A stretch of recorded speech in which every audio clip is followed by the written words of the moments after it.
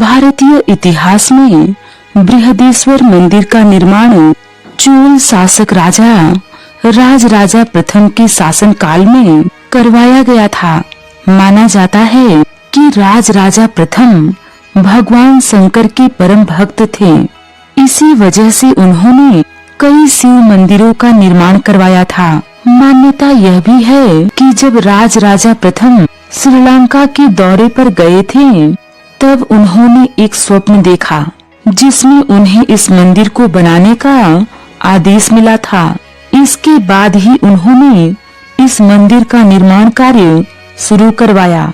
इस मंदिर का एक और बड़ा रहस्य है, वो है इस मंदिर का वास्तुशिल्प। यह मंदिर बिना नींव के बना है, अर्थात इस मंदिर के निर्माण के समय कोई नींव नहीं खोदी गई थी, बल्कि सीधे जमीन के ऊपर से ही मंदिर का निर्माण करना शुरू कर दिया गया था, जो 1000 साल बाद भी वैसा ही खड़ा है। इस मंदिर से जुड़ा एक रहस्य और है। कहा जाता है कि इस मंदिर के शीर्ष पर रखा करीब 88 टन वजन का पत्थर, जिसके ऊपर करीब 12 फीट का सोने का कलश रखा हुआ है, जिस पर सूरज की रोशनी पड़ने पर धरती पर उसकी कोई परछाई नहीं दिखती है, और जब चांद की रोशनी होती है तो भी किसी भी तरह की कोई परछाई जमीन पर नहीं दिखती। केवल बिना शीर्ष के मंदिर की ही परछाई देखने को मिलती है।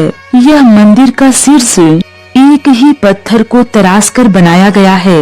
अब उससे भी हैरानी की बात यह है कि 88 टन वजन के इतने भारी भरकम पत्थर को इतनी ऊंचाई तक बिना क्रेन से पहुंचाना और ऐसे लगाना कि 1000 साल बाद भी नहीं हिले, यह अपने आप में ही एक बेहतरीन वास्तुशिल्प का सबूत है।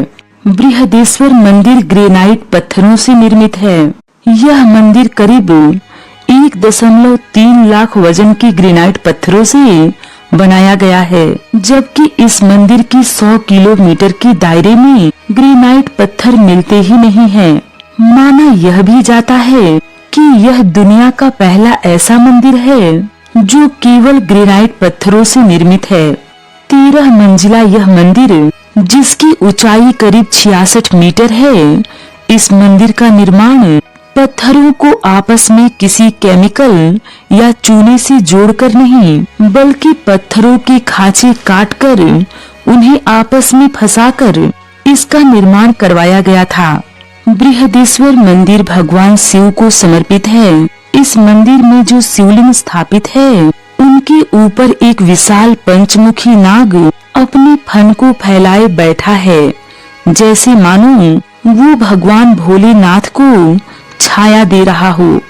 इसके साथ साथ इस मंदिर में दोनों ओर 6-6 फीट की दूरी पर मोटी दीवारें बनी हैं, जिसकी बाहरी दीवार पर बनी बड़ी आकृति को विमान कहा जाता है, वहीं मुख्य विमान को दक्षिण मेरु कहा जाता है। बृहदेश्वर मंदिर की एक विशेषता यह भी है कि यहाँ भगवान शिव की सवारी नंदी की भी विशालकाय प्रतिमा स्थापित है, और इसे भी एक ही पत्थर से तराश कर बनाया गया है।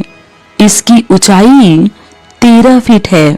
हमारा देश एक ऐसा देश है जहाँ हर गांव, हर शहर में मंदिर देखने को मिल जाएंगे, लेकिन बृहदेश्वर मंदिर अपनी वास्तुकला, अपने इतिहास और रहस्यों के लिए पूरी दुनिया में जाना जाता है। इस मंदिर के रहस्य से वैज्ञानिक भी आश्चर्य से भर जाते हैं। इस मंदिर का निर्माण चोल वंश के राजा ने करवाया था। यह मंदिर तमिलनाडु के तंजौर शहर में स्थित है। इस मंदिर को स्थानीय रूप से राजराजेश्वरम और थंजाई पेरिया कोविल के नाम से भी जाना जाता है।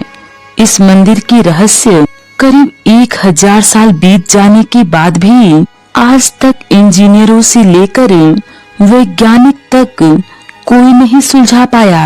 यह मंदिर भगवान शिव को समर्पित है। इसी के साथ यह मंदिर अपनी भव्यता, वास्तुशिल्प और गुंबद की वजह से पूरी दुनिया में जाना जाता है। बृहदेश्वर मंदिर विश्व धरोहरों में भी शामिल है। कहते हैं कि चोल राजवंश कावेरी नदी की घाटी में स्थित था।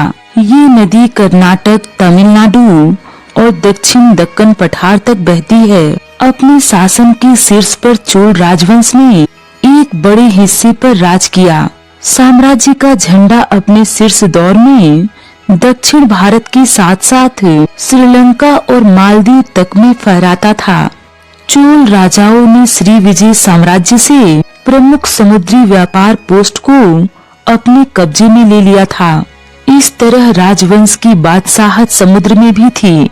श्री विजय साम्राज्य वर्तमान में इंडोनेशिया में है।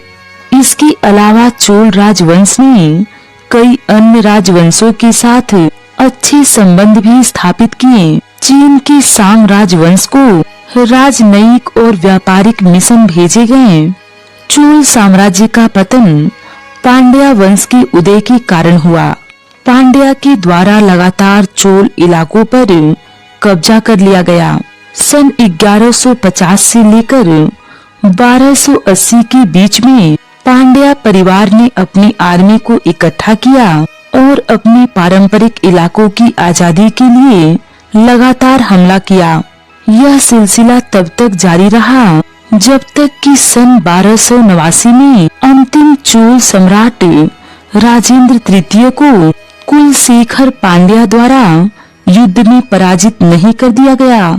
इस हार के साथ ही चोल साम्राज्य का अस्तित्व खत्म हो गया। चोल साम्राज्य ने तमिल क्षेत्र में एक समृद्ध विरासत छोड़ी। अपने शासन काल के दौरान साम्राज्य की पहचान तंजावुर मंदिर, कांस्य मूर्ति कला और अद्भुत कलाकृति रही। इस दौरान तमिल साहित्य और कविता का स्वर्ण युग भी देखने को मिला। भारतीय इतिहास में जब सबसे लंबे वक्त तक शासन करने वाले राजवंशों का जिक्र होता है तो उसमें चोल राजवंश का नाम सबसे ऊपर होता है। दरअसल इस बात को कोई भी नहीं जानता है कि भारत के दक्षिणी हिस्से में पहले किस चोल राजा ने सत्ता संभाली। लेकिन इस बात के सबूत हैं कि चोल राजवंश 3री शताब्दी तक स्थापित हो चुका था, क्योंकि सम्राट अशोक के पत्र लेखों में इसका जिक्र किया गया है। न सिर्फ चोल राजवंश ने सम्राट अशोक के मौर्य साम्राज्य से ज्यादा वक्त तक शासन किया, बल्कि ये राजवंश 1289 तक भारत में राज करता रहा। कुल मिलाकर चोल राजवंश ने 1500 सालों तक भारत में राज किया। चोल राजवंश के प्रारंभिक काल में संगम साहित्य की शुरुआत हुई। इस काल में कांतामान सबसे प्रमुख राजाओं में से एक थे। मध्यकालीन युग में चोल राजवंश ने सत्ता स्थापित करने और चोल राजवंश का विकास करने पर खासा ध्यान दिया था। ये महान साम्राज्य 13वीं शताब्दी की शुरुआत में पांड्या राजवंश के आने तक फलता फूलता रहा। इसके बाद साम्राज्य का पतन हो गया।